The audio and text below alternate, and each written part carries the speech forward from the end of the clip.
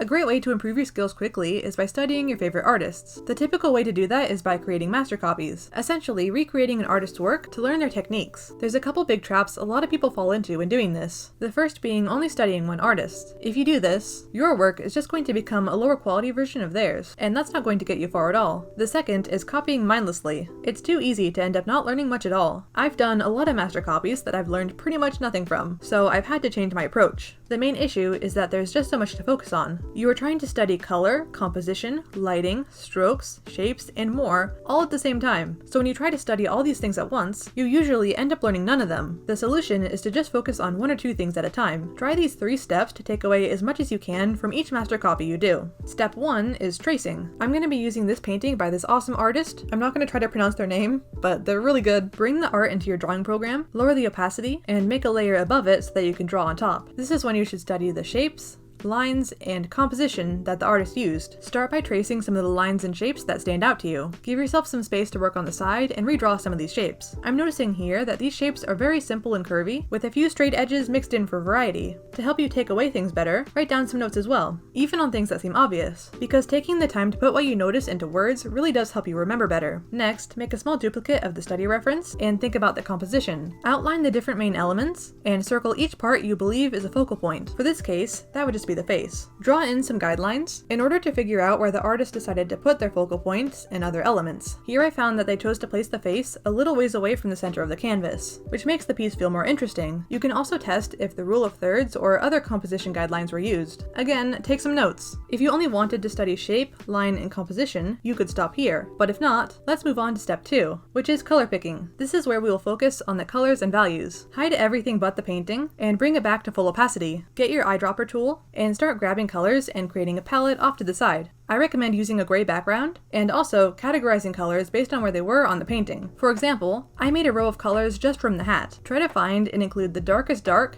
and lightest light in these. Once you've got your palette, look more at each color with your color picker open. Pay attention to how saturated or colorful they are, and how dark and light they are. You can get a screenshot of your color picker and take notes on top of it, as well as some off to the side. I noticed that the face and hair use the warm red to yellow range of hues found at the bottom of my color picker, and the hat only uses the cool red to purple range found at the top. The entire middle range, blue and green, aren't used really at all, with the exception of this white looking area having a tiny bit of blue in it, so I crossed that whole area off. Be sure to also note the range of lightness to darkness. Although this illustration has a very light light and very dark dark, neither is completely black or white. Like I said, the lightest value is a very light blue, and the darkest value is a very dark red, not black. It's generally best to avoid pure black in paintings like these. Step 3 is painting, where you'll want to focus on the brushes and strokes used. This is where you're going to try and copy what you see. Put the reference off to the side, and give yourself a canvas of the same size to work on. If you can, try to find some brushes that match or look similar to the ones used by the original artist.